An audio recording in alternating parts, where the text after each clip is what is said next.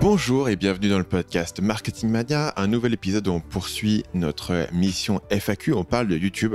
J'avais fait il y a 2 semaines un autre épisode FAQ qui parlait de YouTube, donc vous ne rêvez pas, vous n'entendez pas le même épisode en double. Ce qui s'est passé, c'est que j'ai reçu énormément de questions sur YouTube, sur comment gérer sa propre chaîne YouTube et comment moi je gère ma propre chaîne. Et j'ai prévu de faire un épisode qui s'est au final révélé être beaucoup trop long. Donc j'ai coupé le précédent épisode à 1 heure et j'ai gardé les questions suivantes pour cet épisode. Heureusement, on aura une cohérence dans notre répartition puisque le premier épisode a surtout traité des techniques marketing autour de YouTube et comment construire un business autour de YouTube, notamment comment équilibrer la création de formations et la création de vidéos, comment garder la confiance dans sa communauté quand on vend un produit, la question du sacré et du profane. Dans cet épisode-là, on va parler plus de ma chaîne, puisque vous avez eu des questions sur Marketing Mania, la chaîne YouTube, notamment pourquoi est-ce que je fais des vidéos plus mainstream. Je pense aux vidéos sur Thibaut versus Squeezie, la vidéo sur PewDiePie, la vidéo sur Fortnite, et quel est l'intérêt business? Est-ce que ça me rapporte des abonnés? Est-ce que ça me rapporte des ventes? Est-ce que ça me rapporte de l'argent de faire ces vidéos plus mainstream qui font souvent des centaines de milliers de vues? Une question sur comment faire des vidéos comme Marketing Mania, ou plutôt plein de questions sur comment faire des vidéos comme Marketing Mania, sur mon process d'écriture. Donc j'en ai choisi une qu'on utilisera. Comment j'organise mes recherches? Il y a une question intrigante que j'ai choisi de laisser dans l'épisode sur quelles sont les lignes directrices de mon éthique dans la production de contenu, et je parlerai un petit peu de ça plus tard. Et la question finale, ce qui sera pourquoi est-ce que je n'ai pas fait de formation sur comment réussir sa chaîne YouTube? Voilà, c'était un petit teaser de l'épisode. Je trouve ça intéressant au final que cet épisode soit tombé de cette manière-là, puisque au moment où j'enregistre cet épisode, et ça sera plusieurs semaines avant que vous ne le voyez apparaître dans votre flux, au moment où j'enregistre cet épisode, en fait, ça fait quelques jours qu'on a dépassé les 250 000 abonnés sur YouTube. Donc c'était une grande barre à franchir. C'était assez impressionnant, notamment parce que ça a pris quelque chose comme 6 semaines pour passer de 200 à 250 000 abonnés. Normalement, gagner 50 000 abonnés, ça pouvait me prendre 6 mois. Là, c'est arrivé très vite, notamment grâce à certaines vidéos qui ont eu une grosse performance. Et puis globalement, l'effet boule de neige où les choses s'accélèrent et les choses deviennent de plus en plus faciles. Disons, ça devient de plus en plus facile de choper la prochaine tranche de 50 000 abonnés, évidemment, quand vous en avez 200 000, que quand vous en avez juste 50 000. Donc, c'est un moment pour moi aussi de réfléchir. 250 000, c'est un quart de million. C'est un peu comme avoir 25 ans, c'est un peu le côté charnière où vous dites « Ah ok, je suis en train de devenir un adulte ». Et quand vous atteignez 250 000 abonnés sur YouTube, c'est « Ah tiens, voilà ». Quand les gens tombent sur ma chaîne, ils ne voient pas un YouTuber marketing, ils voient un YouTuber qui est dans la zone d'un YouTuber presque mainstream. Donc c'est intéressant de voir la manière dont les perceptions changent autour de la chaîne. C'est clair que la bienveillance que j'avais eue à une époque sur les commentaires, c'est terminé. Il y avait une époque où j'avais presque des commentaires positifs. Et j'ai répondu à tous les commentaires jusqu'à avoir plus de 100 000 abonnés sur la chaîne, 120 000 abonnés. Maintenant, surtout avec ces vidéos qui cartonnent, c'est le bordel dans les commentaires. Donc, on voit qu'on a touché un petit peu plus le mainstream de YouTube. Ce qui n'est pas un très grand sacrifice. Je continue à les lire. Je continue généralement à lire tous les commentaires qui sont laissés dans les premiers jours pour savoir ce que les gens en pensent. Et si les gens ont des commentaires négatifs, je me moque un peu d'eux dans les commentaires pour faire lever la pression. Voilà, c'est la chaîne YouTube. Cette introduction est un petit peu serpentine. Ce n'est pas un mot qui existe. Cette introduction serpente un petit peu. Mais voilà, il y a cet effet de... En fait, les gens ont souvent l'impression que je suis sorti de nulle part. Et c'est souvent la perception que les gens en ont, c'est que Stan Leloup, il est passé de 0 à 100 000 abonnés, quoi. Et on l'avait jamais vu nulle part, ce mec. Et tout d'un coup, ça devient la plus grosse chaîne YouTube de marketing. Et de mon point de vue, c'est pas du tout comme ça que je le perçois. C'est-à-dire que j'ai fait l'autre jour une réflexion, c'était que j'ai commencé à m'intéresser au business en ligne en 2012. Donc ça va faire maintenant 7 ans que je suis en train de prendre ma pioche et de creuser ce trou-là.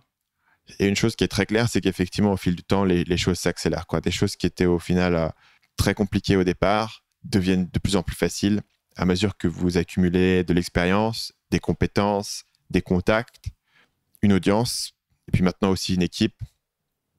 Et les choses deviennent plus faciles, les choses s'accélèrent, mais c'est l'accumulation de 7 ans de creuser ce truc-là. Et même si la chaîne YouTube, je ne l'ai pas commencé il y a 7 ans, puisque je l'ai commencé dans la deuxième moitié de l'année 2016, Ce qui veut dire que la chaîne YouTube, même si voilà, au départ, ça a été plus long d'avoir mes 50 000 premiers abonnés que mes 50 000 derniers, elle a pris un peu de temps à décoller, mais c'est vrai qu'elle a décollé relativement rapidement. Mais il faut voir que moi, j'arrive sur la chaîne YouTube, j'ai déjà des années de podcasts derrière moi, de création de contenu, de copywriting, de lecture, qui m'ont permis d'assembler tous ces concepts.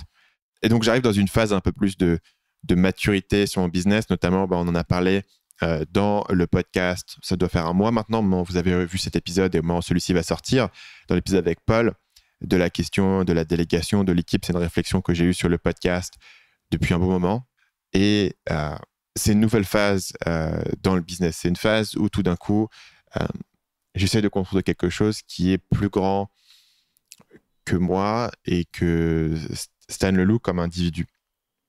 D'aller au-delà, de faire plus, de pouvoir aider plus de monde, de pouvoir les aider plus profondément. Notamment, une des grandes raisons pour laquelle j'ai recruté, bien sûr, le rôle de Paul, c'est chef du support client. Et Paul était ma première recrue et j'ai recruté plus de monde pour en fait permettre à Paul d'accompagner encore plus les clients en profondeur et une autre personne qui s'occupe de la gestion des emails un peu plus au quotidien. Et donc, on a cet effort sur l'accompagnement, sur le coaching, sur la communauté qui arrive et que j'aurais pas pu faire tout seul. Et bien sûr, l'idée de construire cette communauté, c'est aussi l'idée que toute la valeur ne vient pas de moi en tant qu'individu, mais vient de la collaboration avec d'autres personnes et que moi, je suis uniquement là pour donner un petit peu la direction, pour organiser les choses. Et je suis un peu le catalyseur, notamment la chaîne qui permet d'avoir une masse de personnes énormes qui viennent à nous. Et puis, bien sûr, faire les ventes sur les formations, etc., ce qui permet de faire entrer les gens dans la communauté. Mais j'ai pas vocation nécessairement à avoir réponse à tout et à être le point final de toute conversation. Donc,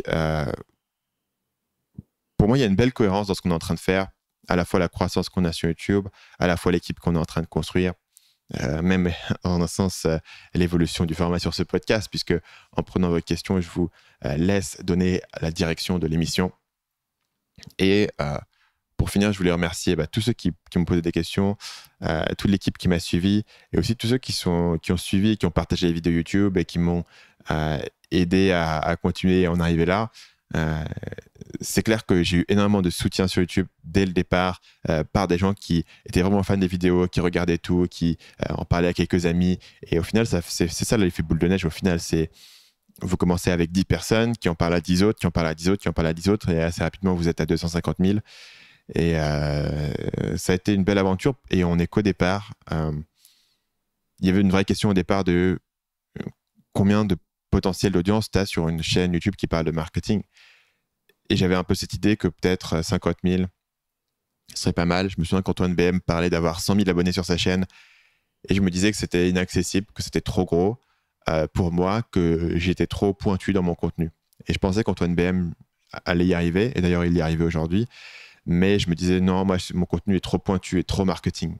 Parce qu'Antoine BM, notamment à l'époque où il parlait de ça, il faisait beaucoup de vidéos sur ses voyages. Donc, je me disais qu'il avait une audience plus large. Je me disais qu'il n'y a pas 100 000 personnes qui sont intéressées par le web marketing en France. Et au final, c'est un truc c'est une barrière qui a complètement été explosée par moi, mais aussi par d'autres. Et du coup, on ne sait pas du tout jusqu'où ça peut aller. Mon idée, c'est que si on a pu avoir 250 000, ça veut dire qu'on peut aller à 500 000, ça veut dire qu'on peut aller au million. Je pense que la chaîne aura un jour 1 million d'abonnés, peut-être d'ici 2 ans et demi, selon un petit peu les courbes qu'on peut essayer de projeter. Je pense que c'est quelque chose qui est désormais vraiment atteignable et vraiment envisageable. Et ça rentre un petit peu dans ma théorie plus large, dans ma vision plus large autour de Marketing Mania, qui est la suivante. Et j'en avais parlé la première fois que je l'avais articulé dans une vidéo qui s'appelle Le futur de Marketing Mania, qui était sortie probablement en septembre ou octobre 2017. Et l'idée, c'était que le monde change. On se rend vaguement compte, mais le monde change, l'économie change, l'intelligence artificielle, l'automatisation, le logiciel qui est en train de dévorer l'ensemble de l'économie est en train de changer les choses qui sont importantes et les choses où on peut gagner de l'argent. Et en fait, il fut un temps où la manière dont vous allez accumuler de la richesse, c'était en accumulant des possessions, du terrain, quoi, des champs, des châteaux, des trucs. Vous aviez la possession du terrain, vous aviez la possession de la nourriture, vous aviez la possession de la richesse. Et au fil du temps, ça s'est déplacé vers l'industrie, ça s'est déplacé vers l'information. Et je pense que le futur, c'est que deux choses vont être vraiment valorisées dans notre économie. Deux compétences vont être vraiment valorisées. Ça va être numéro 1, la capacité à pouvoir programmer des ordinateurs. Et numéro 2, la capacité à pouvoir communiquer, à pouvoir faire du marketing. Et bien sûr, moi, je ne suis pas expert dans la question de la programmation, même si je pense que ça reste une compétence qui est très utile à apprendre. Mais pour ceux qui n'ont pas envie de devenir programmeur, je pense que le marketing, c'est la meilleure piste d'avenir sur les 10, 20, 30, 50 prochaines années. Parce que vous allez avoir ces leviers de communication énormes, où on va avoir probablement des gagnants et des perdants. Mais en tout cas, vous allez avoir ces leviers de communication énormes qui sont Internet, qui sont les réseaux sociaux, qui sont YouTube, et qui vont vous permettre de, si vous êtes capable de communiquer, de monter des business qui, il y a seulement 30 ans, vous aurez demandé de connaître des investisseurs, de lever des centaines de milliers d'euros, d'ouvrir une usine, d'avoir un staff énorme. Et aujourd'hui, le facteur limitant là-dedans, c'est plus vraiment le capital, c'est plus vraiment l'usine, c'est plus vraiment même la compétence technique. C'est-à-dire que beaucoup de choses se sont simplifiées, notamment créer un site web aujourd'hui, envoyer des emails, c'est devenu très simple, alors que même il y a 20 ans, c'était quelque chose qui était un facteur limitant. Ce qui voulait dire que vous étiez obligé d'avoir soit énormément de connaissances, soit beaucoup d'argent pour pouvoir payer des gens pour le faire. Aujourd'hui, c'est quelque chose que vous pouvez faire vous-même en une après-midi, monter un site WordPress. Et donc, ce qui reste, c'est beaucoup plus de concurrence et le facteur différenciant qui est le marketing. Et selon cette thèse, qui est en fait la thèse que j'ai depuis environ 1 an et demi et sur laquelle j'ai articulé tout le travail que j'ai fait autour de Marketing Mania, ces compétences de communication et de comprendre la psychologie humaine deviennent de plus en plus importantes. Et je pense que de plus en plus de gens vont réaliser que c'est un facteur énorme. Et je pense que c'est ça qui explique aussi qu'on a réussi à atteindre ce chiffre-là sur YouTube. Et j'imagine que c'est ça qui devrait pouvoir nous aider à porter vers 1 million d'abonnés. Voilà, si on continue à bien travailler sur cet angle, je pense qu'il y a une base solide et qu'on n'a pas encore totalement conscience de l'ampleur de ce phénomène et de la taille que ça va être, de l'importance que ça va être d'avoir ces compétences dans le futur. Voilà, c'était une longue introduction qui a serpenté du coup dans différentes directions, mais c'était ma réflexion sur là où en est la chaîne YouTube aujourd'hui. Je vais enchaîner directement sur les questions que vous m'avez posées. Salut Stan, moi c'est Bertrand, on s'est rencontrés à un de tes dîners abonnés en 2017. J'ai une chaîne YouTube sur la bourse, elle s'appelle revenus-et-dividendes.com. Cela fait 3 ans que je publie 2 fois par mois et comme toi à tes débuts, elle ne décolle pas vraiment puisque je suis à un peu plus de 4000 abonnés 3 ans après. Quand je vois comment tu as fait décoller ta chaîne, je suis impressionné. J'ai vu que tu as vraiment décollé quand tu as modifié ton format en parlant de sujets populaires et en les reliant à la persuasion en marketing. Je songe clairement à m'en inspirer pour ma chaîne. Ma question est celle-là. En faisant des centaines de milliers de vues avec tes vidéos sur Fortnite ou Thibaut InShape, j'ai l'impression que tu ratisses large et finalement, je trouve que tu donnes peu de contenu marketing dans ces vidéos. Est-ce que l'audience massive que tu récoltes par ces vidéos est vraiment intéressante au final pour toi? As-tu déjà mesuré cela en termes de revenus, vente à tes formations sur cette audience? Enfin, j'ai une autre question. Qu'appelles-tu découper l'argument pour le montage de tes vidéos? Voilà, merci en tout cas et j'espère que tu reprendras vite tes podcasts car ils sont vraiment top. Merci Bertrand pour ta question. Pour y répondre, je vais utiliser le concept d'entonnoir de vente. Et on entend souvent en français le concept de tunnel de vente et moi-même je l'utilise régulièrement. En fait, c'est une mauvaise traduction de l'anglais. L'anglais, c'est sales funnel. Mais funnel en anglais, ça ne se traduit pas par tunnel, mais par entonnoir. Et dans certains cas, l'analogie du tunnel est pertinente et on l'utilise, nous, dans le langage courant. Mais si tu veux vraiment comprendre la puissance totale de cette analogie, il vaut mieux reprendre le concept original d'entonnoir. Pourquoi entonnoir? Parce que ça veut dire que c'est quelque chose qui est plus grand en haut et qui se rétrécit en bas et que tu vas être plus large sur ton acquisition de trafic en haut que sur ta vente en bas. Donc, on a essentiellement un triangle avec le côté plat en haut et le côté pointu en bas. Donc, si on réfléchit au rôle que joue la chaîne YouTube dans mon entonnoir de vente, c'est vraiment le tout haut du tunnel. Et dans un tunnel de vente, dans un entonnoir de vente, puisque je vais rester sur ma terminologie cohérente, dans un entonnoir de vente, l'objectif, c'est que tu veux mettre le maximum de gens en haut de l'entonnoir et optimiser ensuite chaque étape de l'entonnoir pour qualifier les gens intéressés, les persuader qu'il y a de la valeur et les amener à l'étape suivante. Donc, dans mon cas, ça voudrait dire, en simplifiant largement, que l'objectif, c'est d'avoir quelqu'un qui regarde une vidéo YouTube, de l'amener sur ma liste email, sur ma liste email, de l'amener à mon produit, dans mon produit, de l'amener à la communauté, dans la communauté, de l'amener à un coaching, etc. Donc, tu as quelque chose qui va être de plus en plus spécialisé, accessible à moins de gens, parce que ça devient de plus en plus pointu.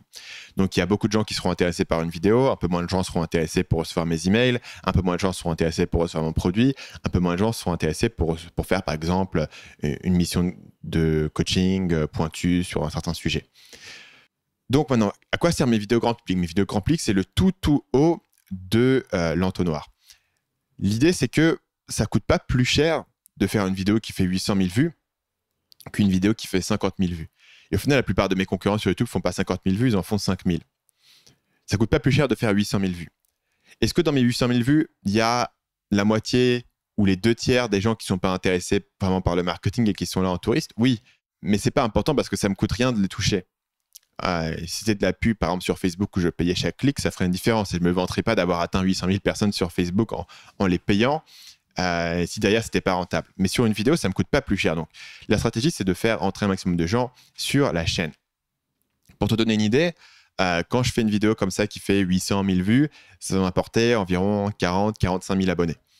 Donc, tu peux estimer que les gens qui s'abonnent, c'est un proxy des gens qui sont vraiment intéressés par le sujet. Donc, c'est pas tout le monde. C'est 1 sur 20. Mais rapporter 45 000 abonnés sur un mois, forcément, ça fait une grosse différence sur mon business, surtout quand je pars de 200 000 à l'origine. Donc, il y a un vrai impact ici. Il y a quand même une fraction importante de ces gens, même si ce n'est pas tout le monde, qui sont vraiment intéressés. Et encore une fois, ça ne me coûte rien de les atteindre en plus, les gens qui ne sont pas forcément intéressés. Mais surtout, là, il faut réfléchir, c'est en fait en termes d'entonnoir. Parce que si j'avais que sur ma chaîne des vidéos de drama sur Thibaut InShape et Squeezie, ça ne m'aiderait pas. Mais le truc, c'est que tu comprends, c'est que sur ma chaîne, j'ai aussi des vidéos qui sont des vidéos de marketing plus pointues. Et quand une personne va regarder une vidéo, la personne va regarder en fait plein de vidéos. Et les gens vont cliquer, vont aller voir mes autres vidéos sur le film, sur Mad Men, sur le Loup de Wall Street. Et ils vont se retrouver dans mes vidéos où j'analyse des pages de vente, mes vidéos où j'analyse des vidéos de vente. Des vidéos qui, quand elles sont sorties, ont fait un certain nombre de vues. Et depuis, on en fait généralement 10 fois plus. Donc une vidéo qui est sortie au départ et qui avait fait 20 000 vues, comme la vidéo d'1 heure comment monter un business en ligne, c'est une vidéo d'1 heure sur comment monter un business en ligne. Le public pourrait pas être plus qualifié, tu vois. Et en plus, c'est 1 heure. Donc, quand tu cliques sur une vidéo 1 heure, c'est que tu es vraiment intéressé. Cette vidéo, quand elle est sortie, elle avait fait 20-25 000 vues. C'était une bonne performance pour la chaîne à l'époque, surtout sur une vidéo aussi longue. Aujourd'hui, on a fait 82 000. Et beaucoup de vidéos qui sont sorties et qui ont fait 2-3 000 vues en 2016-2017, aujourd'hui, on fait 60-80 000 vues. Et c'est des vidéos qui sont assez pointues sur le marketing. Donc, en ayant un mix de ces vidéos qui sont pointues sur le marketing et de ces vidéos très grand public, j'ai en fait 2 étapes de mon entonnoir de vente qui sont directement sur YouTube. L'étape de où est-ce que tu vas me connaître, et tu vas vraiment me reconnaître sur une vidéo ultra pointue de marketing parce que ces vidéos, elles ne seront pas forcément recommandées à autant de monde. Mais je te fais des vidéos qui peuvent parler à beaucoup de gens. Tous les gens qui sont dans le marketing sont intéressés par ces vidéos, mais aussi des gens qui ne sont pas dans le marketing. Donc, je ratisse large, comme tu le dis.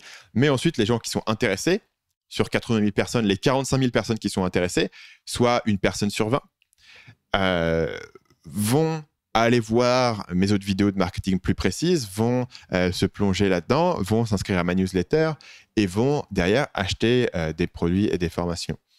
Donc, je dirais qu'à mesure que la chaîne grossit, la valeur d'un abonné sur YouTube diminue un petit peu, mais ça devient beaucoup plus facile d'acquérir un abonné. Donc, plus la chaîne est grosse, plus le business grossit et il y a une relation très claire et directe. Maintenant, je ne vends pas directement sur YouTube et donc, il n'y a pas moyen de calculer la valeur d'un abonné sur YouTube et de calculer notamment la valeur d'une vue sur une certaine vidéo. Pourquoi ? Parce que le tracking sur YouTube n'est pas aussi précis que ça. C'est-à-dire que comment je sais que la personne qui achète un produit aujourd'hui m'a découvert sur la vidéo Thibaut InShape ou pas, c'est impossible à mesurer. Après, on voit bien d'un mois à l'autre par rapport aux vidéos qu'on a eues, le nombre de personnes qui sont sur la liste. On voit bien par rapport à la liste le nombre de personnes qui achètent un produit. On voit bien le même lancement qu'on a fait en janvier 2017 ou plutôt en janvier 2018 et en janvier 2019, on voit bien que le volume sur la chaîne a doublé entre-temps, le volume du lancement a doublé entre-temps, donc on voit des relations qui sont assez claires. Maintenant, une autre analogie pour toi. Ces vidéos un peu plus grand public, je les vois un petit peu comme un système d'engrais, de faire rentrer de nouvelles personnes dans le business. Quand je fais une vidéo sur Thibaut InShape et que je fais 850 000 vues, il y a 850 000 personnes qui ont vu une première vidéo de Marketing Mania, qui vont se souvenir de la manière dont ma miniature ressemble, ils vont se souvenir de ma tête, et surtout l'algorithme YouTube va se souvenir qu'ils ont regardé une vidéo. Ce qui veut dire qu'à chaque vidéo que je fais et qui marche bien, j'ai toutes ces personnes qui ont déjà regardé une de mes vidéos jusqu'au bout et qui vont être recommandées d'autres vidéos. Donc c'est ça qui nourrit la chaîne et c'est ça qui va la faire grossir au fil du temps et c'est ça qui va faire que ça devient de plus en plus facile pour une vidéo de devenir virale ou de toucher de nouvelles personnes, de toucher les personnes qui seront intéressées. Donc, quand on y pense dans cette manière d'entonnoir, tu vois que c'est logique en fait d'essayer de mettre le plus en plus de monde en haut du tunnel, tant qu'on peut le faire d'une manière qui ne coûte pas trop cher, et en l'occurrence, c'est le cas avec YouTube, et d'avoir ensuite quelque chose qui va être de plus en plus pointu au niveau de la persuasion, du copywriting, de la conversion, pour avoir une partie de ces gens qui arrivent en bas du tunnel et qui vont acheter un produit et qui ensuite vont faire même, on a maintenant du back-end avec le coaching, qui permet aux gens, notamment qui sont déjà avancés, qui ont déjà un gros business, d'aller encore plus loin. Tu as posé une deuxième question, qui était qu'est-ce que j'appelais découper l'argument. Pour remettre le contexte de pourquoi est-ce que tu me poses cette question, je l'avais mentionné dans un de mes emails, une chaîne que j'apprécie beaucoup, qui s'appelle ContraPoints, qui fait des longues vidéos sur des sujets assez pointus de justice sociale. Et une des choses que j'apprécie particulièrement chez ContraPoints, c'est la manière dont elle découpe l'argument qu'elle est en train de faire en différentes étapes. Donc, qu'est-ce que je veux dire par ça ? Découper l'argument en différentes étapes, c'est essentiellement l'inverse de thèse, antithèse, synthèse. Thèse, antithèse, synthèse, c'est le truc de dissertation qui est soporifique. Et j'ai toujours dit qu'un des principaux problèmes de la manière dont on enseigne l'écriture dans les écoles, c'est qu'on te donne une audience captive. C'est-à-dire que tu peux écrire un texte qui est super ennuyeux. De toute manière, le correcteur est obligé de le lire. Le correcteur ne peut pas dire, bon, ben voilà, je t'ai mis 6 sur 10 parce que j'ai pas lu ta copie, puis c'est trop ennuyeux. Bien sûr, dans la réalité, l'enjeu numéro 1 quand tu écris quelque chose, c'est de capter l'attention et de la maintenir sur l'ensemble de ton texte. Donc, la méthode du découpage d'arguments est la suivante. Si tu as un argument à faire, quelque chose dont tu as envie de convaincre les gens, au lieu de rentrer directement et de faire ton argument et de donner toutes les raisons pour lesquelles tu as raison, ce qui est au final assez ennuyeux et assez répétitif, il vaut mieux le faire dans le sens inverse et construire l'argument en passant du bas, donc en construisant les pierres une par une pour arriver à ta conclusion.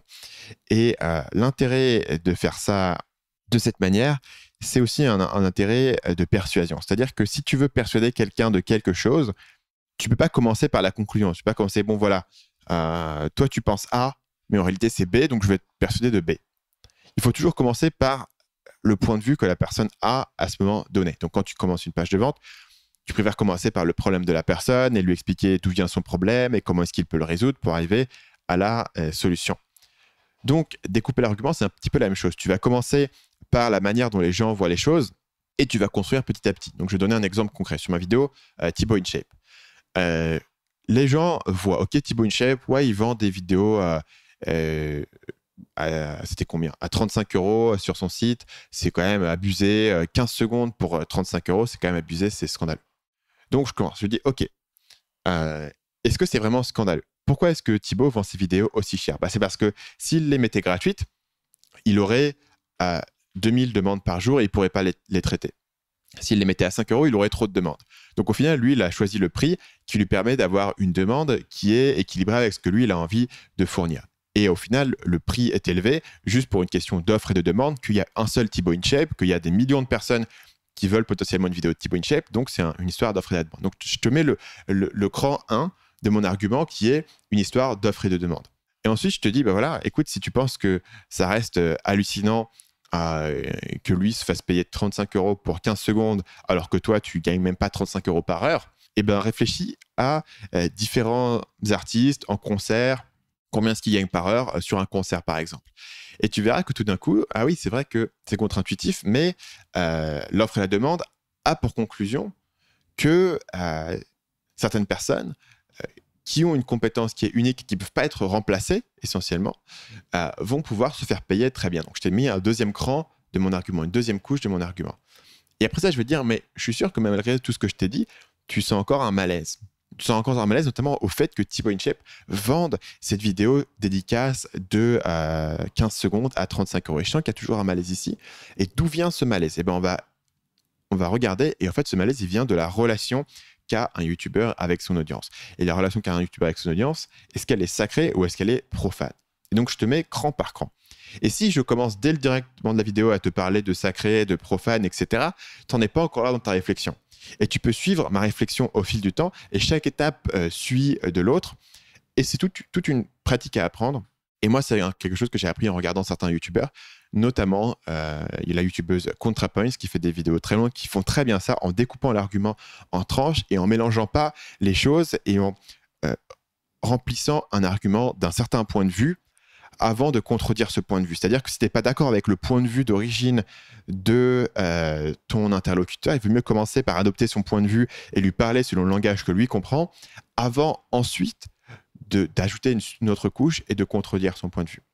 Donc il y a un sens de progression vers le haut, il y a un sens qu'on avance dans l'argument et qu'on avance vers quelque chose et que chaque chose qui est acquise va nous permettre d'avoir l'étape suivante et c'est assez gratifiant en tant que spectateur et c'est quelque chose que j'essaye d'amener dans mes vidéos à mesure que mes vidéos deviennent de plus en plus longues parce que j'ai une stratégie sur YouTube qui est de faire des vidéos toujours plus complètes, toujours plus longues.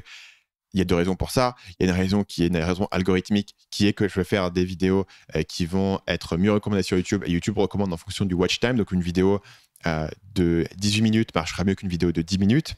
Et la deuxième raison, c'est parce que c'est ma différenciation. C'est une raison de compétition. C'est qu'il y a quelques personnes qui commencent un petit peu à essayer de faire des vidéos dans le style de Marketing Mania.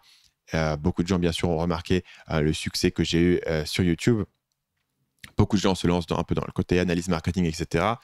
Je veux rester la personne qui fait les analyses les plus complètes, les plus en profondeur. Je veux rester la personne qui est capable de passer 2 semaines à bosser sur une vidéo et de vous faire le truc qui a été cherché le plus loin, avec le plus de recherche, avec le plus de détails, plutôt que la personne qui a passé une demi-journée et vous donne les 3 petits conseils de surface. Donc, pour ces 2 raisons, je veux pas que mes vidéos deviennent une espèce de machine à gaz mal structurée et je veux qu'il y ait une sensation de progression dans mes vidéos, une sensation que chaque vidéo est gratifiante, même si elle doit durer 20 minutes. Et à terme, je pense que je ferai de plus en plus de vidéos qui peuvent durer jusqu'à 40 minutes, mais très bien écrites, très bien montées.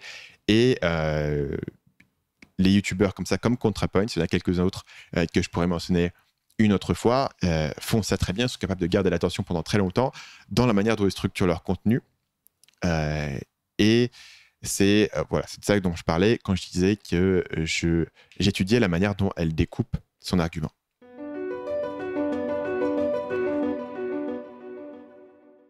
Deuxième question qui nous vient cette fois-ci de Alexis. Cette fois-ci, on n'a pas d'audio. Il nous dit « Bonjour Stan, d'abord bravo pour tout ce que tu fais.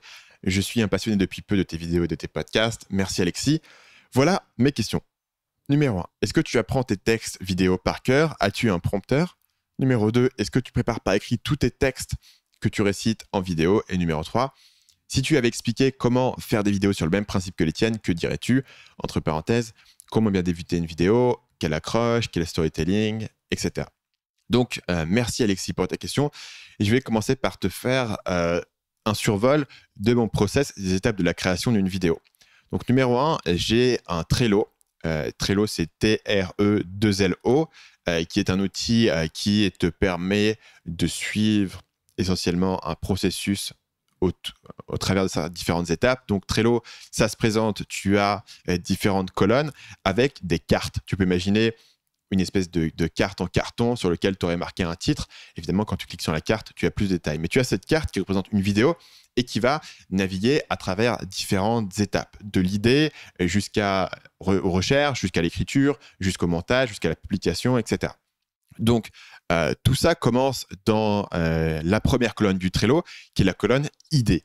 J'ai des dizaines et des dizaines et des dizaines d'idées de vidéos qui sont en stock.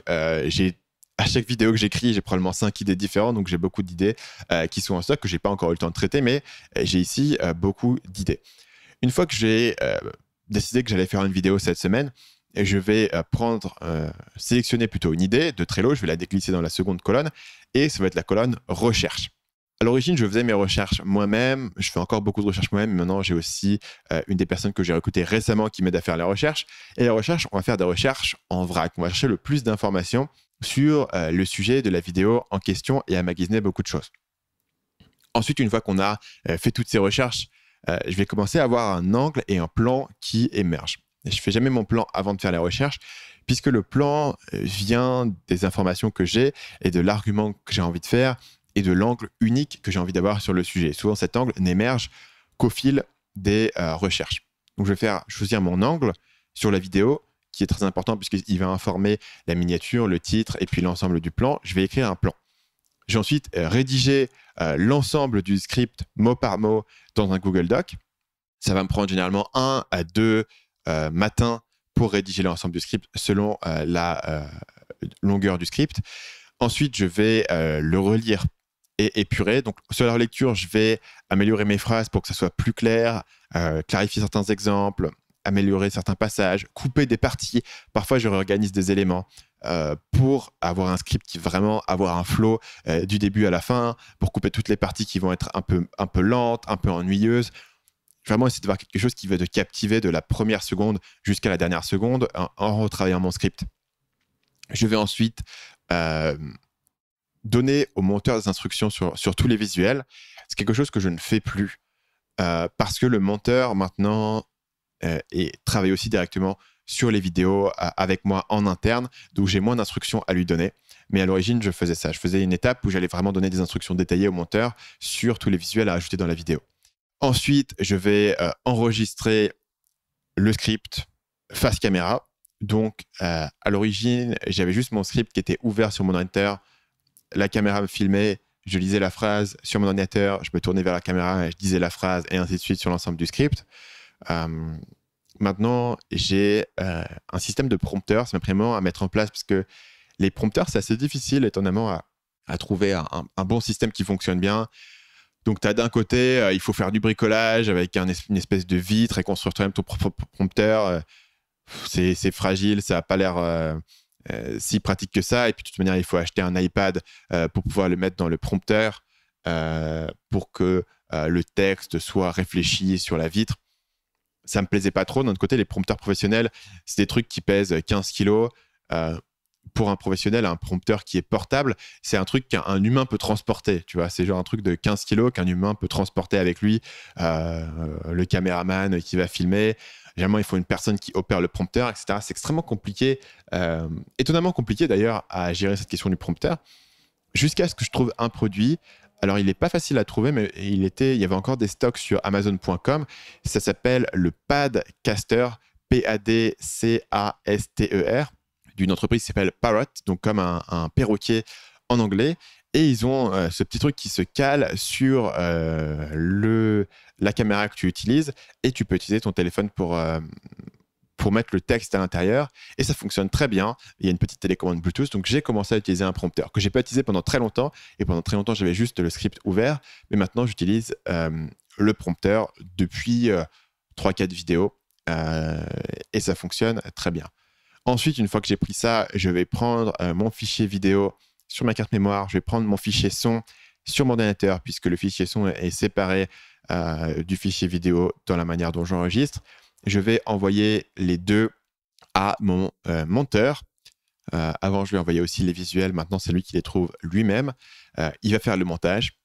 Généralement, le montage, il y a un feedback à faire. Donc, le montage va revenir et je vais donner mon feedback. Tiens, modifie ça, change ça. Ici, rajoute une musique. Ici, rajoute un visuel. Ça, tu peux le changer. Ça, tu peux rajouter, etc. Et généralement, il n'y a qu'un seul aller-retour sur le montage. Donc, il y a une première version. Je vais donner un feedback. Et la version suivante, c'est celle qu'on va publier. Et voilà, et tu as une vidéo qui est publiée. La seule chose qui reste à faire, c'est écrire une description pour la vidéo et faire un titre et une miniature. Généralement, j'essaye de faire le titre en même temps que j'écris la vidéo, mais j'obsède tellement sur avoir le titre parfait que souvent, je vais le réécrire après avoir, voilà, pendant tout ce processus d'enregistrement, de montage, j'ai quand même eu généralement peut-être plusieurs jours, jusqu'à une semaine, parfois plus, de battements. Et généralement, je vais réécrire des titres quelques jours avant la publication. Et je vais faire la miniature, je vais retravailler un petit peu tout ça pour que tout ça soit parfait. Donc, là, je te donne un peu mon processus et c'est clair qu'il ne suffit pas de suivre ces étapes pour faire des vidéos comme Marketing Mania. Donc, la question, c'est quelle est la sauce magique, entre guillemets, quel est le petit plus qui fait que mes vidéos fonctionnent comme elles fonctionnent. Je dirais que la principale chose à regarder, et je vais donner trois éléments différents. Le premier élément, c'est l'idée centrale. Beaucoup de gens font des vidéos et leur vidéo, c'est juste une énumération de différentes idées, de différentes techniques. C'est 5 idées pour avoir plus de trafic sur votre site. C'est des vidéos qui, du coup, ressassent un peu les mêmes informations que tu as vues autre part. Et il n'y a pas forcément cette colonne vertébrale captivante que moi, je recherche. Surtout à mesure que mes vidéos deviennent de plus en plus longues. Donc ici, je vais essayer de chercher une idée centrale qui est à la fois surprenante et suffisamment forte pour pouvoir porter une vidéo entière. Donc, c'est assez difficile à trouver, mais généralement, en faisant mes recherches, je vais trouver quelque chose qui peut être une idée forte, qui est à la fois nouvelle et à la fois utile. Donc, même si tu vois une vidéo comme 7 techniques de persuasion, au final, il y a vraiment... Les techniques de persuasion ne pourraient pas être inversées, en fait. Il y a vraiment une colonne vertébrale dans la vidéo qui va se construire l'un à l'autre. Et le titre, 7 techniques de persuasion d'Eminem, par exemple, c'est un bon titre pour l'énumération, mais ça ne fait pas forcément une bonne vidéo. Et donc, au final, les techniques de la vidéo ne pourraient pas être inversées parce que ça construit vraiment d'une technique sur l'autre. Ça m'arrive de méditer assez longtemps sur mon angle pour trouver l'angle parfait. Parfois, la version finale de l'angle que je vais choisir n'émerge que pendant l'écriture. Par exemple, de ma vidéo PewDiePie, j'avais commencé par trouver un angle qui était pourquoi PewDiePie est le meilleur YouTuber au monde, pourquoi PewDiePie est le meilleur YouTuber en activité. Le problème de ça, c'est que c'est pas surprenant. Dans le sens où PewDiePie, c'est le plus gros YouTuber au monde. Donc, si je te dis que c'est aussi le meilleur YouTuber au monde, certes, c'est un tout petit peu surprenant dans le sens où la plupart des gens ont tendance à mépriser les YouTubers grand public et les YouTubers divertissement, ce qui est, je pense, une erreur. Donc, il y avait un angle intéressant là-dessus de dire que ce qu'il fait, c'est pas juste divertissant, mais aussi un vrai talent derrière de pouvoir montrer ce talent-là. Mais j'ai trouvé un angle plus fort qui est de dire PewDiePie sera la plus grosse influence culturelle du 21e siècle. Qui pour du coup un gros argument, c'est un gros angle, un truc auquel tu n'as jamais pensé, mais qui en même temps, si tu réfléchis, ça fait sens. Parce que aujourd'hui, tout passe sur Internet, la vidéo domine Internet, YouTube notamment domine la vidéo, et PewDiePie domine YouTube. Et tous ces gamins qui regardent PewDiePie aujourd'hui, tous ces YouTubeurs qui regardent PewDiePie aujourd'hui, c'est les créateurs de contenu de demain. Et c'est possible que tous ces codes que lui a inventés et réinventés soient les codes de la communication future. Donc tout d'un coup, j'avais un angle qui s'est en fait reconstruit pendant que j'étais en train de faire la vidéo, d'écrire la vidéo. Donc j'ai modifié l'angle, je suis même revenu sur le début de la vidéo pour modifier l'introduction et j'ai complètement réécrit les titres suite à ça. Donc la première chose, c'était ta vidéo dépend de son idée centrale. La deuxième chose, c'est que cet angle, il doit être raffiné et distillé à sa plus pure expression. Donc tu peux avoir une idée centrale et parfois tu as une bonne idée centrale. Par exemple, ce que je t'ai donné là sur PewDiePie, c'est une idée centrale qui est intrigante. Et tu vas encore passer beaucoup de temps à trouver une manière d'exprimer cette idée centrale et cet enjeu en 70 caractères, qui est la place que tu as sur un titre sur YouTube, et en une miniature. Ça, c'est tout un travail supplémentaire qui est loin d'être évident. Et je peux passer parfois 30 minutes, parfois 45 minutes juste sur la miniature et le titre. Et c'est pas le Photoshop de détourer la tête du gars et d'ajouter un contour blanc qui me prend 45 minutes. C'est trouver l'angle parfait, la formulation parfaite. Je suis vraiment au mot près, à la virgule près sur le titre de mes vidéos. Donc, par exemple, je t'ai noté ici les titres que j'ai testés sur la vidéo sur Thibaut InShape. Donc, en gros, j'ai une vidéo. Thibaut InShape fait vidéo dédicacée à 35 €, Squeezie le clash. Est-ce que Squeezie a raison de le clasher? Est-ce que c'est vraiment trop cher 35 € pour une vidéo? Et finalement, je veux en arriver à l'idée que la relation d'un YouTuber avec son audience, c'est quelque chose qui ne peut pas être sacré. Parce que si c'est une relation sacrée, ça veut dire que le YouTuber doit tout à son audience. Ça veut dire que, essentiellement, au niveau de la santé mentale, tu es complètement dépendant de ton audience. Et qu'une relation sacrée devrait être réciproque, et que la relation que tu as avec ton audience, c'est pas réciproque. Et si tu sacralises trop ton audience, tu deviens un esclave de l'audience et tu es malheureux. Maintenant, ce que je viens de te dire là, ça m'a pris 30 secondes à t'expliquer. Je peux pas transmettre ça en une phrase. Et donc, transmettre ça en une phrase, c'était extrêmement compliqué, en fait. Et quand tu vois le titre de la vidéo, tu penses pas forcément à tout le temps que moi, j'ai pris pour y parvenir. Donc, je t'ai ici mis différentes itérations du titre qui étaient dans mon document. Première itération, Thibaut InShape versus Squeezie. Pourquoi YouTube dévore l'âme des YouTubeurs? Donc là, il y avait un truc intéressant, il y avait un truc un peu sombre qui est les YouTubeurs doivent vendre leur âme. Il y avait un truc intéressant. Ce que j'aimais bien ici, c'est le concept de dévore l'âme. Il y a un côté un petit peu trop ésotérique, un peu trop théorique. C'est pas aussi impactant, c'est pas aussi visuel. Ça me dérange un petit peu. Deuxième idée, Thibaut InShape versus Squeezie, la schizophrénie des YouTubeurs. Là, je trouvais encore une fois qu'il y avait un truc un peu sombre, un peu mystérieux. Il y avait un enjeu, il y avait l'idée de la double face, de la double personnalité, un peu de la santé mentale, de la folie que je trouvais intéressant. Mais schizophrénie, c'est peut-être un petit peu lourd pour un titre YouTube. Je suis sûr que les gens m'auraient critiqué pour avoir utilisé une maladie mentale pour décrire quelque chose qui n'était pas une maladie mentale.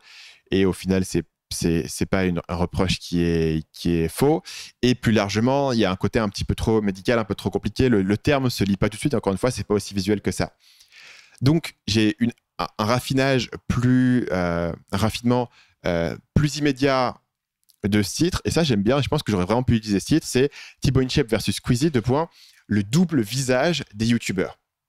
Donc, si on a quelque chose de plus visuel, j'aurais peut-être même pu essayer de faire une vidéo ou une miniature où je jouais sur l'idée de double visage avec le visage de Thibaut InShape amical et le visage un peu mystérieux, un peu sombre, un peu machiavélique.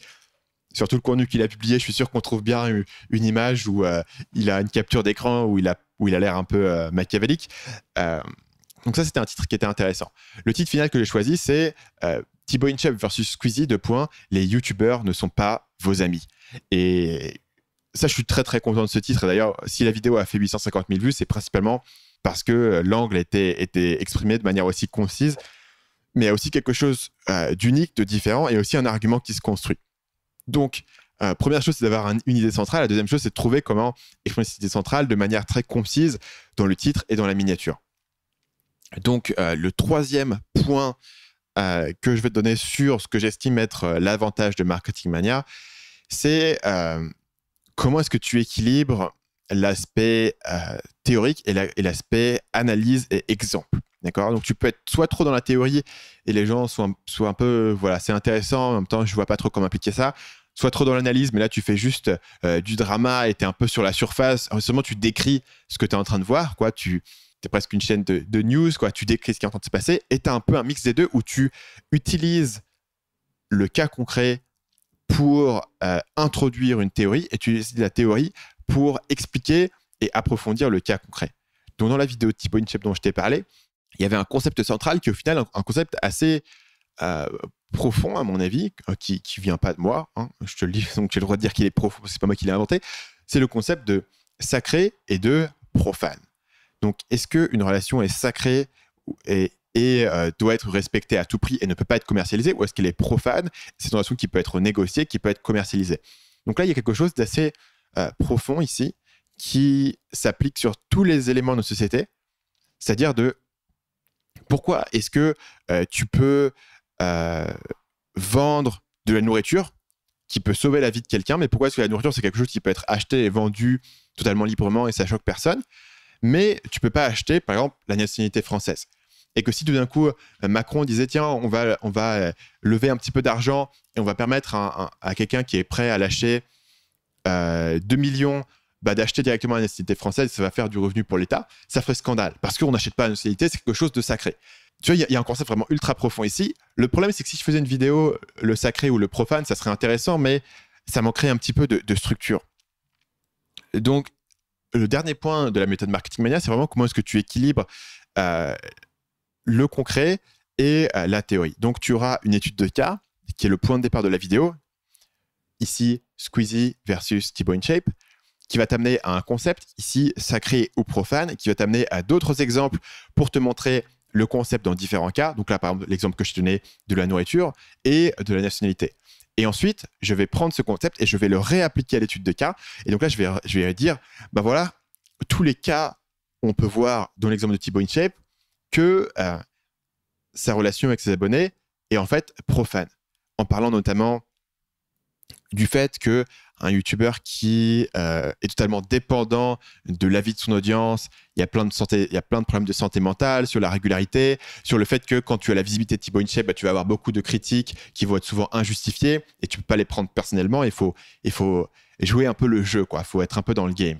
Et ça me permet à la fois d'approfondir l'exemple et de l'analyse et à la fois de t'expliquer mieux le concept et son impact et pourquoi est-ce que ce concept est important et utile à savoir. Donc, pour résumer, numéro 1, ta vidéo doit avoir une idée centrale qui est à la fois surprenante et forte. Numéro 2, cet angle doit pouvoir être raffiné et distillé dans une phrase pour le titre et pour la miniature.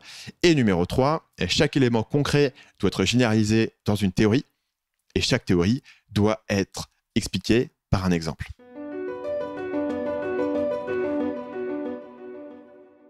La question suivante nous vient de Matt qui dit « Salut chef, tes vidéos et articles citent de nombreux auteurs. Comment t'organises-tu pour garder sous le coude ces références et aller les rechercher pour ajouter dans ton contenu? Fiches de lecture thématiques, mémoire, autres. » Merci d'avance, Matt. Donc merci Matt pour ta question. Je pense qu'il y a 2 approches pour traiter ce problème. L'approche numéro 1, essayer de faire des fiches de lecture, d'être un petit peu comme... Il y avait toujours une fille dans ta classe au lycée qui avait ses petites fiches carton avec tout écrit en lilliputien, avec des codes couleurs, avec différents stylos de couleurs et qui avait absolument tout mémorisé et tout organisé. Elle savait que l'information qu'elle cherchait était sur la fiche 43. Ça n'a jamais été moi. Pour tout mon côté analytique, de réflexion, j'ai jamais été aussi partisan d'organiser l'information. La deuxième approche, c'est l'approche que moi j'ai, qui est une approche beaucoup plus organique, beaucoup plus bordélique. C'est d'avoir un ensemble d'informations, de brasser un petit peu, de macérer dedans, de trouver un truc, de regarder, de regarder ci, de regarder ça, de lire par-ci, par-là, et de voir un petit peu la manière dont les choses vont se combiner. Pour moi, l'idée de tout organiser et de tout mémoriser, d'avoir des petites fiches carton, c'est une approche qui va maximiser la mémorisation et la rétention d'informations. C'est super si tu vas passer un contrôle d'allemand ou si tu vas faire médecine. L'approche organique que je fais un peu plus dilettante en un sens, mais aussi guidée par ta curiosité, c'est une approche qui va être plus conductive à la créativité.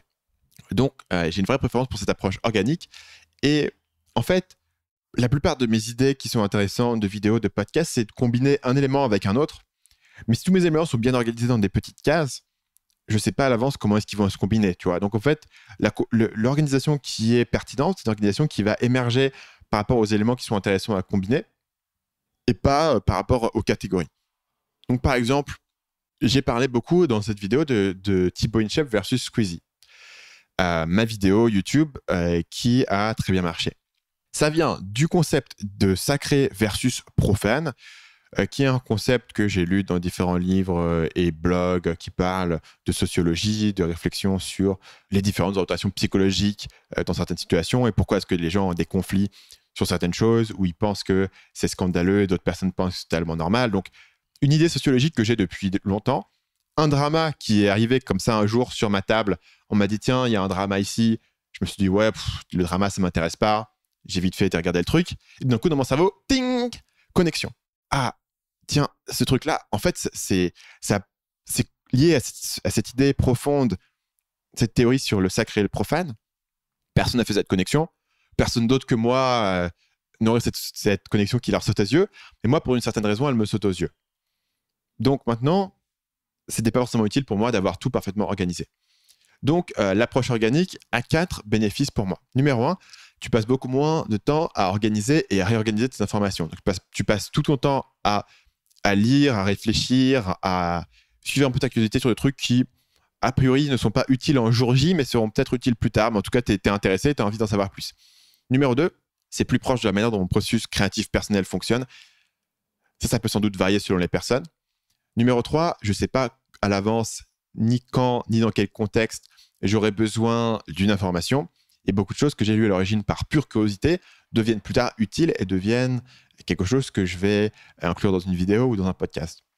Et numéro 4, je ne vois pas trop l'intérêt de classifier toute ton information si tu peux la retrouver aussi facilement par des recherches. C'est-à-dire que ça me prend moins de temps de passer 5 minutes à rechercher une information quand j'en ai besoin, plutôt que de passer 1 heure toutes les semaines à catégoriser tout parfaitement.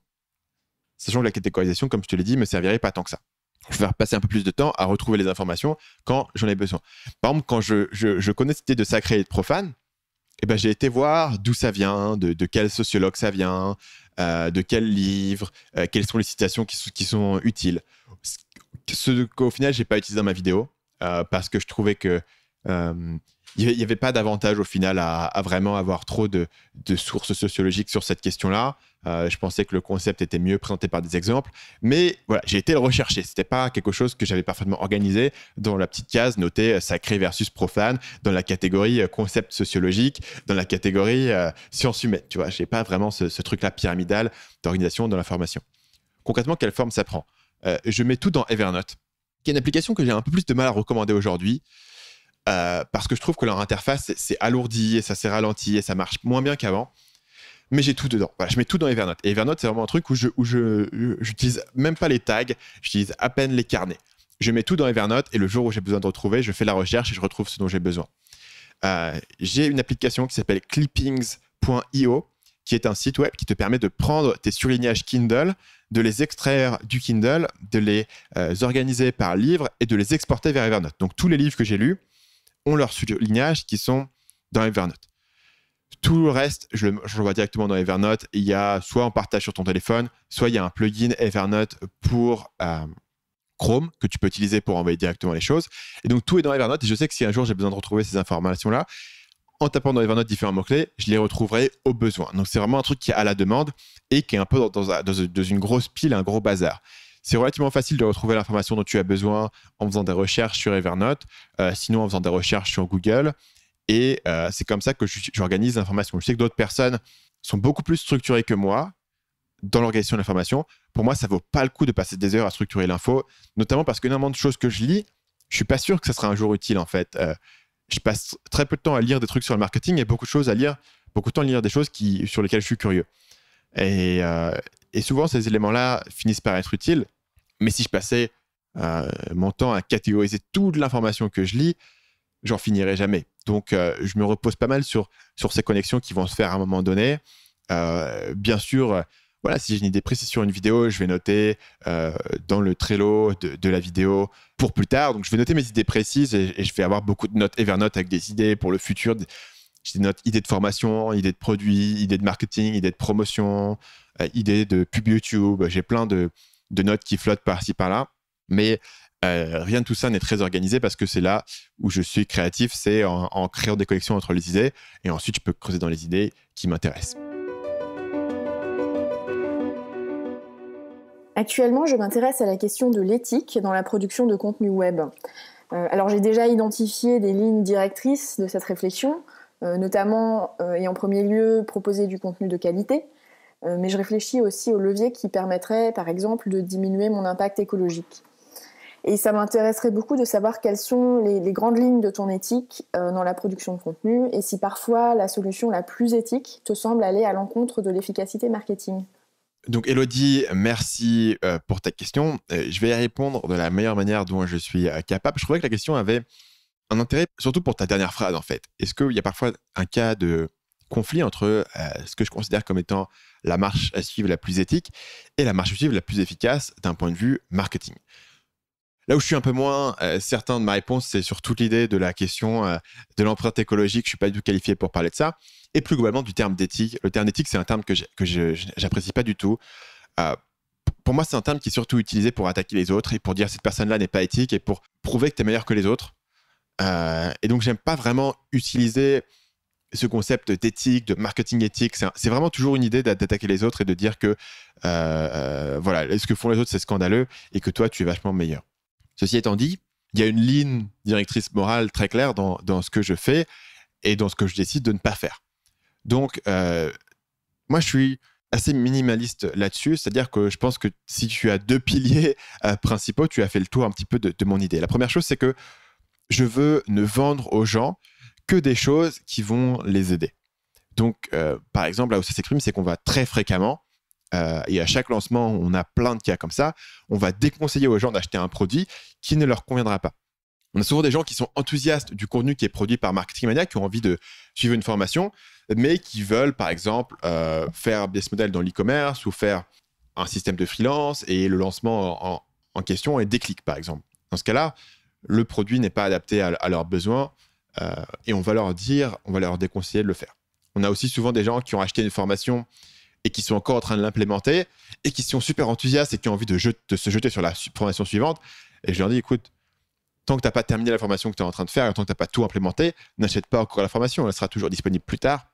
Attends un petit peu là-dessus. Donc, on sacrifie forcément un petit peu de chiffre d'affaires de ce côté-là, mais je considère que c'est un des 2 piliers au niveau de la morale qui est important chez Marketing Mania. Donc, on va toujours conseiller les gens sur ce qui va les aider ou non, et on ne va jamais essayer de leur vendre quelque chose qui pourrait être bon pour nous, mais pas bon pour eux. Le deuxième pilier, c'est de toujours dire la vérité, ce qui semble un peu enfantin en disant que ça, il ne faut pas mentir, mais à la fois dire la vérité dans les faits, c'est-à-dire ne pas dire que tu gagnes 1 million si tu ne gagnes pas 1 million, mais aussi, et c'est plus important, dans les implications. Et ça, je pense que c'est la principale critique qu'on peut faire aux vendeurs de rêves, c'est-à-dire que si je te dis, ouais, regarde ma vie, c'est génial, j'habite dans une villa, je conduis une Ferrari et tout, ma vie c'est trop bien, je fais la fête avec des filles en bikini sur mon yacht.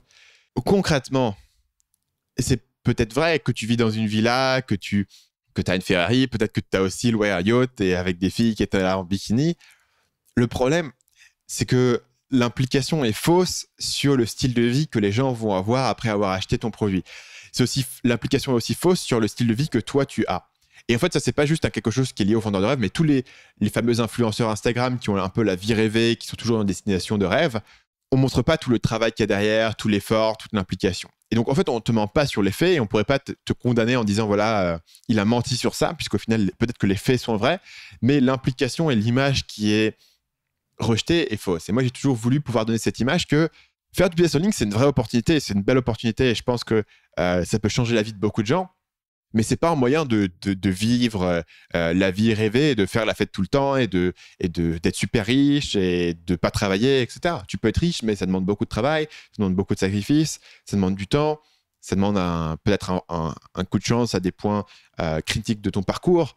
Voilà, c'est toujours de pouvoir renvoyer cette image transparente de la manière dont moi je vois les choses et de pas essayer de faire un tournant qui rend les choses plus glamour qu'elles ne sont. Ou ce serait assez facile pour moi, au final, peut-être que ce serait même une bonne dépense marketing, tu vois, de louer une villa, de prendre une Ferrari. On pourrait totalement justifier cette dépense et se dire, voilà, ça va vendre des formations. Ou même, personnellement, si j'avais envie de ce genre de bien, ce qui n'est pas le cas, parce que c'est pas ce qui m'intéresse personnellement, mais on pourrait le faire et on pourrait se dire que ça apporte des choses au niveau marketing, mais je pense que ça donnerait la mauvaise image en fait. Et je pense que l'image de dire je suis un peu un mec qui charbonne et qui bosse et qui fait son truc, c'est la bonne image à donner. Et tous ces gens-là qui vendent un peu du rêve sont des gens qui bossent dur derrière les coulisses et qui sont plus stressés que tu pourrais l'imaginer sur leurs vidéos. Et je pense que ça, c'était le deuxième pilier qui avait toujours été important pour moi, notamment à partir du moment où je suis rentré dans la vente de formation en ligne, qui est un domaine qui est moralement un peu risqué parce que t'es tenté de renvoyer une image qui est différente de la réalité. Et tout d'un coup, tu commences à te demander si toutes les choses que tu partages sur tes problèmes et sur tes difficultés ne sont pas des choses qui vont te dévaloriser aux yeux de tes clients potentiels et ils vont pas se dire, ouais, enfin, Stan, le loup, c'est bien ce qu'il fait, mais au final, on voit bien que dans tel podcast, il a dit qu'il était stressé ou qu'il avait beaucoup de travail ou qu'il travaillait 6 jours par semaine. Bah, je vais peut-être acheter les formations de Jean-Jacques Ferrari qui nous dit qu'il travaille que 2 heures par jour et que il a plein d'argent et qu'il est multimillionnaire et qu'il a un jacuzzi, tu vois. Donc, il y a toujours cette tentation qui est là. Et je pense que c'est une des deux choses qui est le plus importante pour moi. Et en fait, c'est une des deux choses qui, moi, me mettrait mal à l'aise. C'est quand les gens m'envoient un email en me disant, voilà, je voudrais monter un business en ligne et je voudrais gagner 10 000 euros dans 3 mois, 10 000 euros par mois en 3 mois, tu vois.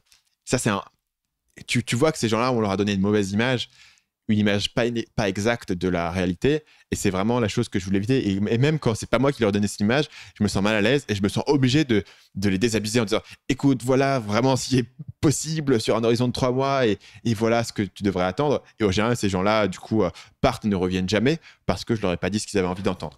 Mais maintenant, la question, c'est, est-ce que je sacrifie des ventes pour ces questions morales? Est-ce que ça pourrait être plus efficace de ne pas le faire? Et je dirais que sur le court terme, oui. Un exemple, par exemple, sur le court terme, c'est que je me refuse à faire... Généralement, je ne fais pas d'affiliation sortant, donc je ne fais pas d'affiliation pour d'autres produits. Je pourrais faire de l'argent facile en faisant, voilà, machin lance une nouvelle formation, allez acheter sa formation, et moi, je récupère 30 ou 50% de commission là-dessus. C'est une manière très facile de monétiser une audience et de gagner des sous supplémentaires. Donc ça, c'est un point. La raison pour laquelle je ne le fais pas, c'est que je ne suis pas forcément à l'aise avec le marketing que font les gens, avec les promesses qu'ils font, avec ce qu'il y a derrière, avec les conseils qui sont, avec la qualité du produit. Donc je décide de ne pas le faire. Donc, je perds du revenu de court terme.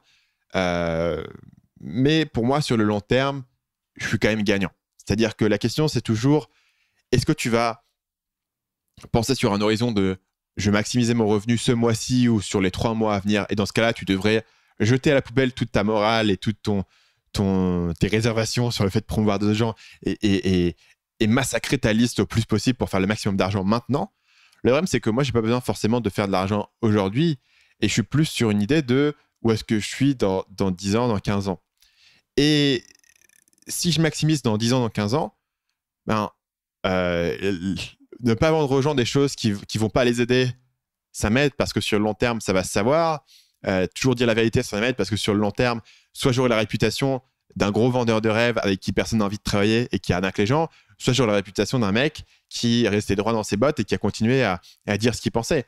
Et c'est pas sûr que dans 20 ans, je vendrais des formations en marketing. Peut-être que j'aurais fait des trucs autres et que mes futurs associés, les futurs gens avec qui je vais travailler, les futurs clients que je vais avoir vont regarder Marketing Mania et dire voilà, c'était vachement bien ce qu'il faisait. Tu vois, il n'était pas en train de vendre du vent. Donc, sur le long terme, pour moi, c'est beaucoup plus stratégique de garder ces piliers-là. Moi, et tu pourrais même dire que je suis totalement cynique et pragmatique dans mon approche et que les seules choses que je m'interdis de faire sont en fait des choses qui, sur le long terme, seraient mauvaises pour moi.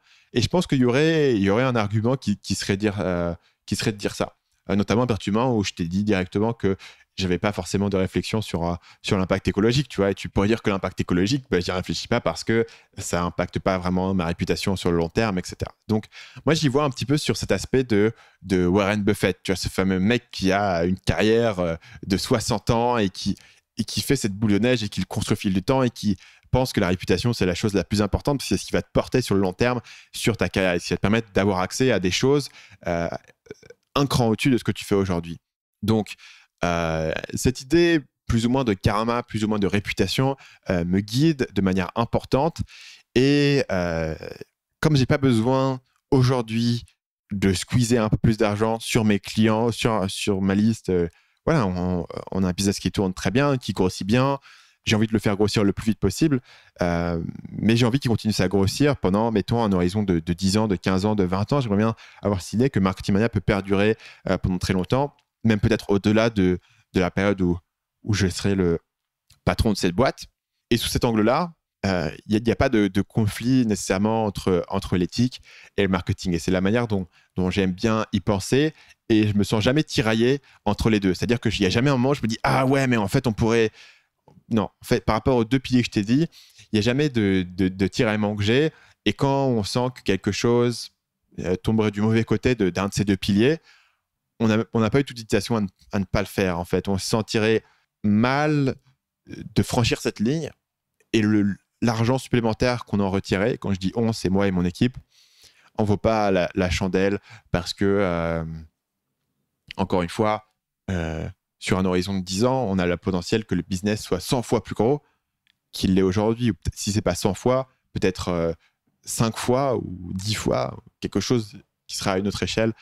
et ça vaut pas le coup de sacrifier ces futures choses qu'on peut faire pour aujourd'hui squeezer 20 000 € de plus sur une promotion en affiliation, par exemple.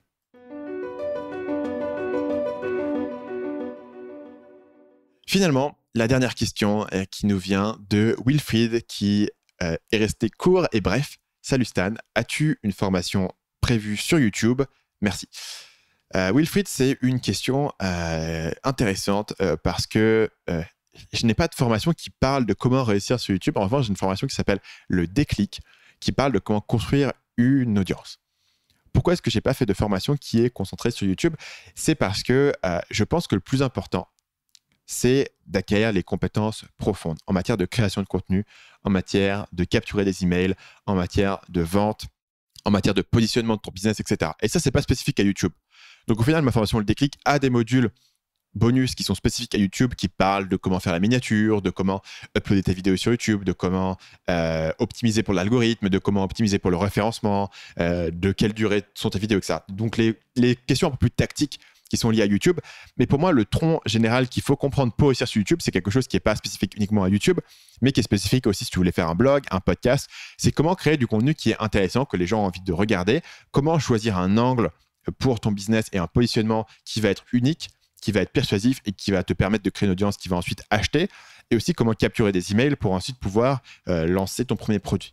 Donc, il y a des éléments spécifiques sur YouTube dans Le Déclic, mais Le Déclic, pour moi, a une vision plus large sur les compétences profondes qu'il te faut pour réussir sur YouTube. Donc, si aujourd'hui tu veux réussir une chaîne YouTube, mon conseil, c'est la formation Le Déclic. C'est ce qui est le plus adapté à ça. Et le point d'entrée, si tu voulais aller voir ça, c'est marketingmania.fr/audience. marketingmania.fr/audience. Ça t'amène sur une formation gratuite qui te parle de YouTube, qui te parle de la création de contenu. Et si tu es dans cette séquence email-là, on t'aura tagué, on t'aura segmenté pour savoir que tu es intéressé par ce sujet. Et donc, tu auras l'occasion d'acheter la formation Le Déclic si tu es intéressé par ça. Mais je ne ferai pas de formation spécialisée sur YouTube parce que pour moi, le plus important, c'est la compétence profonde de comprendre comment créer du contenu persuasif, comment positionner le business, comment implémenter les 6 principes de Cialdini, par exemple, dans la création de contenu. Et ça, c'est applicable sur les différentes plateformes. Voilà, merci à vous d'avoir été jusqu'à la fin de cet épisode FAQ. Si vous avez apprécié l'émission et que vous m'écoutez sur Apple Podcast, laissez-moi une petite évaluation 5 étoiles sur la plateforme. Ça prend que 30 secondes et ça m'aide bien à continuer à performer sur la plateforme. Je suis vraiment content d'avoir ce podcast qui continue à truster le haut des charts sur la catégorie marketing et management. Je suis fier de pouvoir continuer à représenter cet aspect marketing internet sur le podcast. Quand j'ai commencé, j'étais un des premiers à faire un podcast dans le domaine du marketing web, de l'entrepreneuriat. Il y a de plus en plus de gens qui se lancent dans ce domaine et je suis assez content de voir que l'univers du podcast est vraiment sain et en ébullition et clairement avoir plus de concurrence m'aide tant que je reste en haut des classements, puisque les gens qui entrent pour écouter un autre podcast vont finir par tomber sur Marketing Mania. Donc voilà, une petite évaluation 5 étoiles sur iTunes, ça aide vraiment bien. Et j'ai mentionné à l'instant, mais je vais le rementionner, j'ai une formation qui s'appelle Comment construire une audience qui achète, qui est totalement gratuite, que vous pouvez recevoir dans votre boîte mail en allant sur marketingmania.fr/audience. Et finalement, si vous voulez poser votre question pour une prochaine FAQ, un prochain épisode FAQ sur le podcast Marketing Mania, vous pouvez envoyer un email à faq@marketingmania.fr. C'est faq@marketingmania.fr. Je privilégie les questions audio qui durent moins d'1 minute. Vous pouvez aussi envoyer votre question au format texte si vous êtes trop timide pour passer en audio. Et je la lirai en antenne comme j'ai lu certaines questions qui ont été posées dans cet épisode. Merci à vous. On se retrouve dans 2 semaines pour le prochain épisode du podcast Marketing Mania.